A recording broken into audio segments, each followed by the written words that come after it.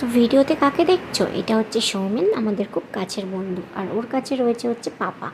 আমি তোমাদের দাদা ভাই, পুচি মাম্মা, আমরা সবাই মিলে যাচ্ছি মুর্শিদাবাদে। তো কেমন আছো সবাই আমার মিষ্টি মিষ্টি বন্ধুরা? Welcome back to my channel.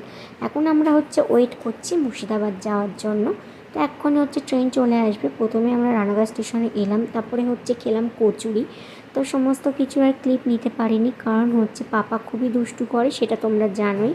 আর পাপার এত তাড়াতাড়ি ঘুম থেকে ওঠার অভ্যেসও নেই। ট্রেনটা মনে হয় 8টা 22-এ। তো এখান থেকে আমরা যাব। তো সিট পাবো কি না তারও নেই ঠিক। এর আগে একটা ট্রেন ছিল 7টা, সেটা ফাঁকা ছিল। এখানে যে দোকানদাররা থাকে তারা বলছিল, তাই শুনলাম। তো ফাইনালি আমরা ট্রেনে উঠে পড়েছি। আর আমি একটা সিট পেয়েছি, আর তোমাদের দাদাভাই কোনো সিট পায়নি। ও পাপাকে নিয়ে উপরে উঠে গেছে। আর আমরা সবাই নিচে রয়েছি, আর মাম্মা রয়েছে এখানে। এখানে বসে বসে এখন যাচ্ছি। আর ট্রেনে 2 ঘন্টা টাইম লাগবে। তো খুব তাড়াতাড়ি চলে যাব। ওই কলকাতার ওই সাইডে যেতে না আমার একদমই ভালো লাগে না, কিন্তু এই সাইডে যাচ্ছিলাম, দেখলাম কোনো বোরিং হলাম না।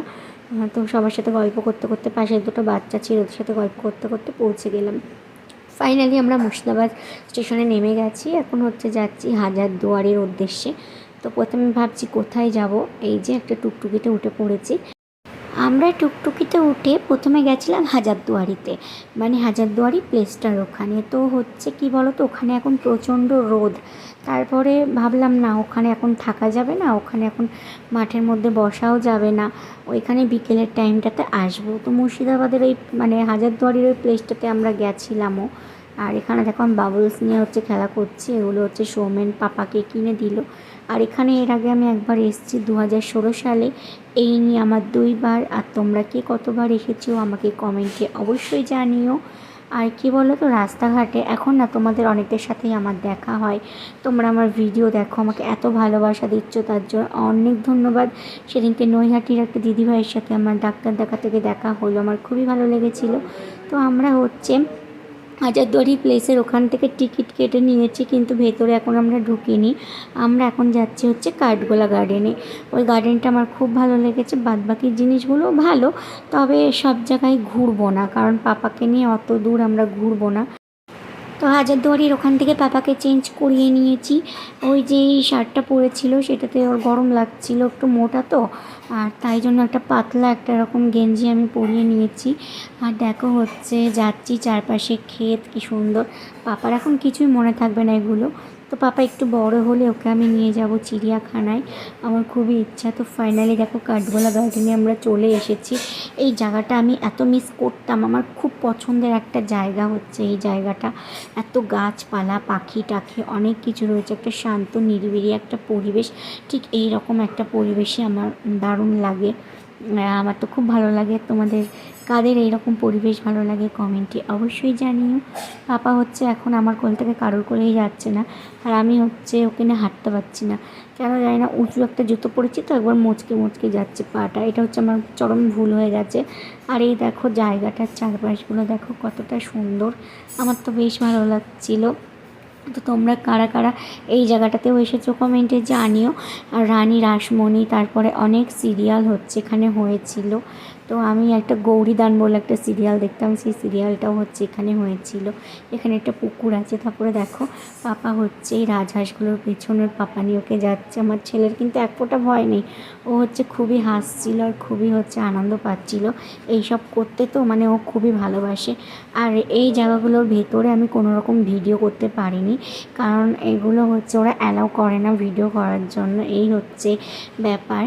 আর এখন দেখো আমরা একটা রেস্টুরেন্টে চলে এসেছি খাবো বলে। দুপুরের টাইম, খুব খিদে পেয়ে গেছে। আমি না একটা জিনিস খেয়াল করলাম, পাপা সৌমেনের কাছে যাচ্ছে, যেমন আমার বান্ধবী সোনালি ওর কাছে যায়।